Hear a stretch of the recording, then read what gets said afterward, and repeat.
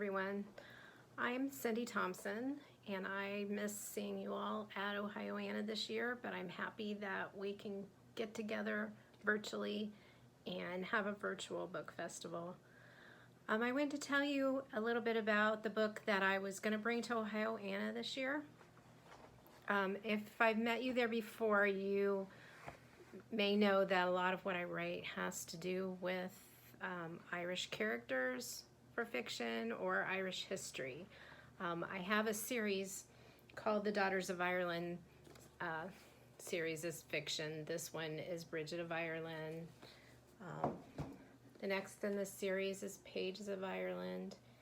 And finally, Anya's Son. This year, I was going to bring a nonfiction book.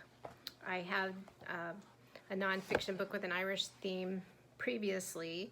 This one is called The Roots of Irish Wisdom. When I wrote my first book, Bridget of Ireland, I had to do a lot of research on ancient Ireland, and I thought, why not put some of that into a nonfiction book? And that's what this one is. And my most recent one that I was going to bring to Ohioana is Celtic Song. This book, from the traditions of Ireland, Scotland, England, and Wales, is a little bit of history, but it's exploring the topic of the Celtic people and why music, or the rhythm of poetry, the rhythm of all of their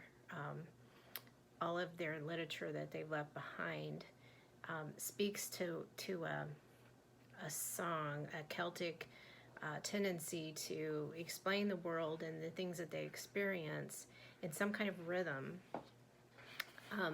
I will read to you the table of contents in here so you get a little bit of an idea of what's in this book.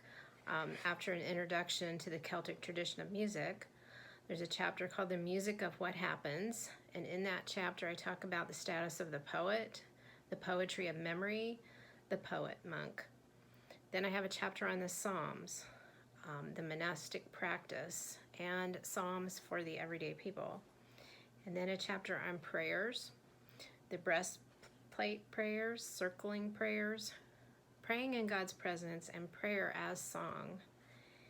And then the great collections, which are some of the things that have been left to us, Carmina Gladica, or Song of the Gaels, the religious songs of Connacht, and Annals of the Four Masters.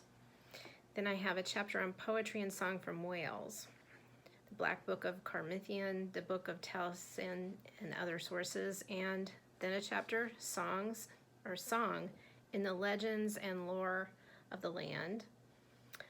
I go over about 4 different folk tales or legends. It's not extensive. I didn't cover, of course, everything there is, just a few of the more popular ones. And then there's a chapter on the instruments that would have been used in ancient times. And then finally the songs that live on, and it's an example of a few songs that we do sing today. But for most of this, it's not a song book, it's not musical, because the actual melodies aren't passed down to us. I'm going to read to you a little bit from the introduction. It starts with a quote from Celtic Memories, The Exile, by Norris Jeffson O'Connor. Let us go over the murmuring sea, away from the jarring world, back to the peace of the Irish hills, in the midst of morning curled. Let us hark to the song of the fairy folk in a moonlit glen at eve, and the half-heard patter of fairy feet, while their intricate dance they weave. Celtic song is an exploration of the history of Celtic poetry, sayings, and prayers, considered by most people to be musical in their original expression. The purpose of this work is to go back in history and explore the foundation of Celtic songs and discover why music was so important to the Celtic people, generally thought of as those from modern-day Ireland, Scotland, Wales, and the Celtic regions of England, and to find in this tradition inspiration and enjoyment for modern enthusiasts, be they musicians, lovers of history, or those interested in their Celtic roots. Most of my work is focused on Ireland, so this book leans more toward that country, but the other Celtic areas will be referenced as well and are deserving of study.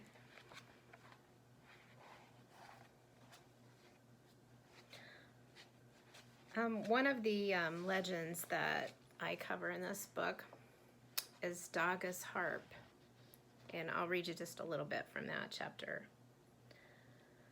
Long before the Celts ruled Ireland, it is said two groups lived together and fought each other. One, the Tuatha were supernatural beings who came from the north.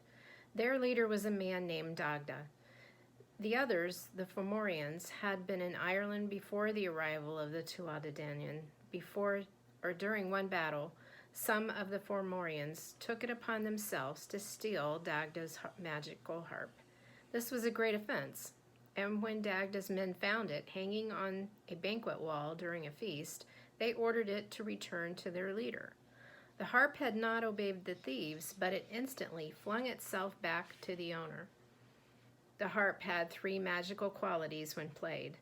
The first was invoking tears, and so the enemies and their families began weeping. The second was to cause laughter, and when the harp was played a second time, there was so much mirth and merriment that again the opposing warriors were rendered helpless. Finally, the strummed harp could lull listeners to sleep.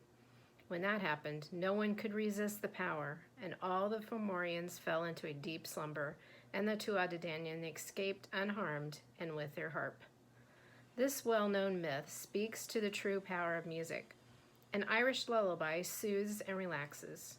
A keen or lament will call for tears, and a well-played jig is the happiest music imaginable, sure to elicit toe-tapping, if not lively dancing. While armies may not be subdued by beautiful music, attentive listeners certainly can be. These qualities of music appear in other Irish fables as well. So that's just a taste of Celtic song.